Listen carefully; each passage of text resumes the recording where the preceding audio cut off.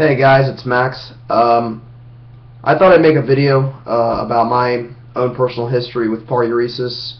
I had a video before by the name of my battle with Paruresis, but I thought it might be good to update it and give my history up to now, as opposed to then when I made the video. I don't know, it must have been a year and a half ago maybe.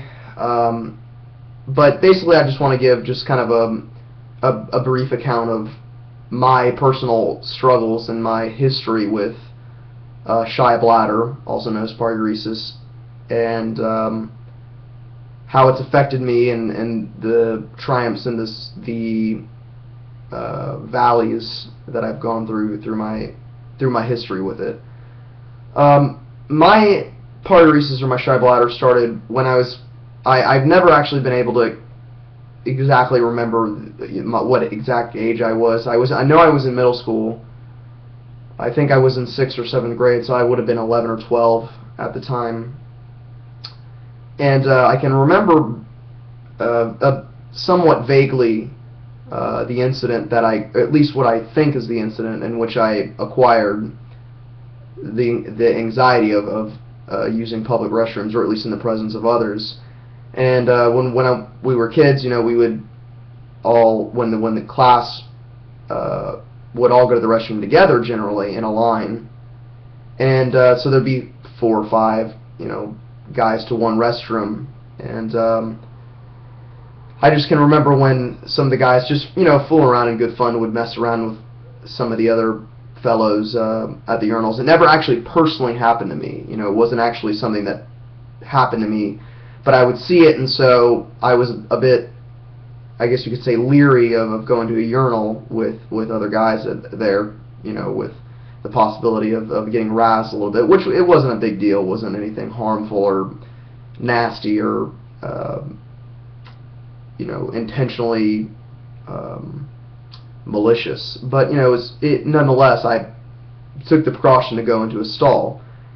And from that point on, I think that I generally would go into stalls when there were other people in the restroom. A urinal wasn't a problem if the restroom was empty. I could easily use one. If I walked into the restroom, I'd walk up to the urinal, go to the bathroom, and I wouldn't even think twice about it. I don't know if it was ignorance. I don't know if it was just that mild at that point. But generally wasn't an issue. The only really times that I struggled with it in the early on was, I think, in very, very, you know, like sports arenas or concerts or something of that nature. I think what any paruretic deals with, whether they're mild or severe, I think everyone deals with those really tough ones. But throughout my teenage years, Paruresis, my shy bladder was very mild. It was never much of an issue for me.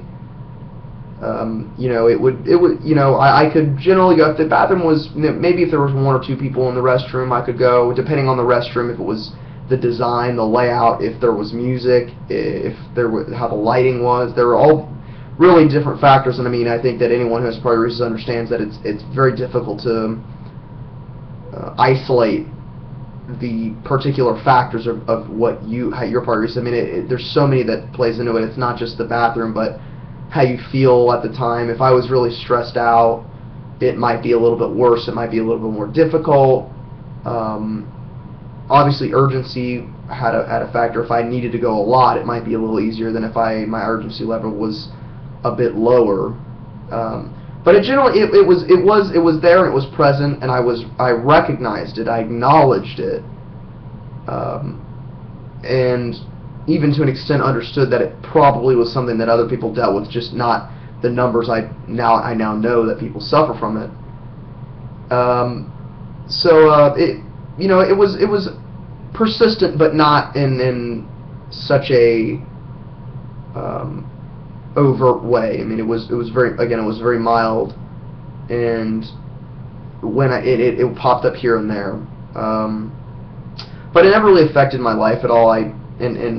Through middle school and high school, I played sports. You know, I played baseball, hockey, a little bit of soccer, played a little bit of basketball, and then middle school I started wrestling, and wrestling was the main sport that I competed in. That was the one I was perhaps best at, and I played a little golf in high school as well.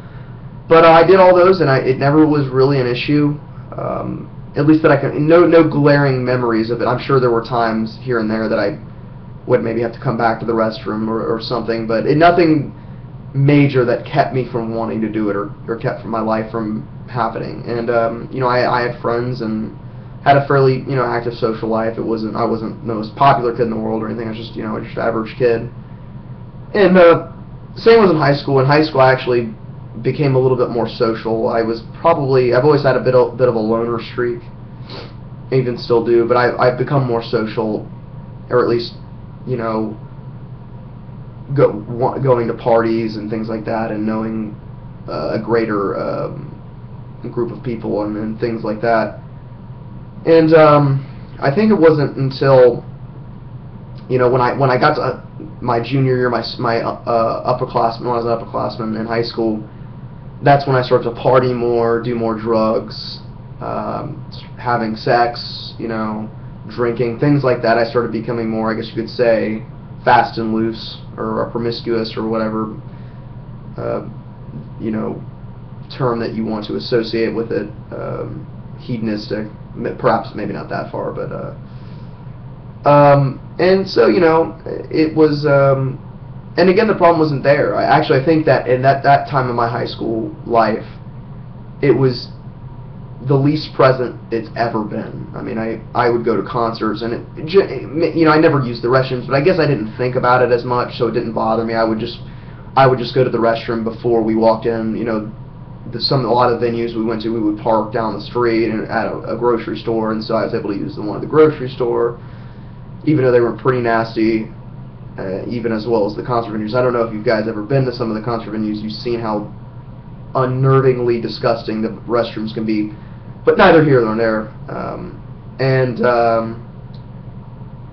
But so, and even then, I think it wasn't, like I said, it was not a huge issue. I think probably the least an issue it's ever been for me. Maybe the drugs and alcohol had something to do with it, the lower inhibitions, whatever. I won't even get into that. But I digress. It wasn't until I'd say, when I got to college, I go to a technical school, and when I first got there, I think I don't know. I don't think maybe perhaps I became more aware of it. It didn't seem like, I guess the college restrooms maybe were worse, but that wasn't really an issue. I guess I studied more about it, and I became more just kind of interested in it and recognized it. That's when I found the IPA, the International Paruresis Association. I found that so many more people suffer from it. I actually would eventually come to find out a bit later on that my mom actually suffers from it, which I never knew. And it wasn't, I guess when I was a kid, I never mentioned it to my parents. Again, it was so mild I never really felt it was an issue. I wasn't really hiding it. Maybe unconsciously I was hiding it, but I never felt like it was that big of a deal. And but nonetheless, when I became more aware of it, I guess it started becoming more of a problem. I started realizing the situations that I did struggle in. I started becoming aware of those situations. As I stated earlier, I wasn't really sure of the factors. I started becoming aware of the factors that affected me. It seemed to me that noise was a big factor. And also time. If I was in a rush, it was very difficult for me to go. And that's when I kind of reached, I guess, the low point. I went from a mild to more of a moderate paruretic, where it started becoming more of a problem. And I think the secondary paruresis, or the emotional impact of it, had a tighter grip on me. But then I became determined to rid myself of it, or at least control it. And that's, again, I found the IPA, I started looking on the forums, I became active in the discussions, and there were a couple things, obviously graduate exposure, which I did a little bit by myself. What I would do is I'd go to lower volume restrooms and gradually proceed into higher volumes, and I started challenging myself a little more in restroom situations, not being as avoidant, though that avoidant behavior was still there. But it wasn't until I found the breath hold, and so I really felt like I was able to get more of a grasp. The breath hold I became very interested in. I started corresponding with Dominic, who I share this YouTube channel with, and he's also on the IPA forums. By the way, if you haven't don't know what the IPA is, go to www.paruresis.org and sign up for the forum. It's free. There's a lot of resources, a lot of great people who have gone through what you are going through, and it's very helpful. But anyway, I corresponded with him and some other people, and it took a little bit. I worked really hard at it. I committed myself to it. I practiced it, and I finally was able to master the breath hold technique. I can remember exactly the date.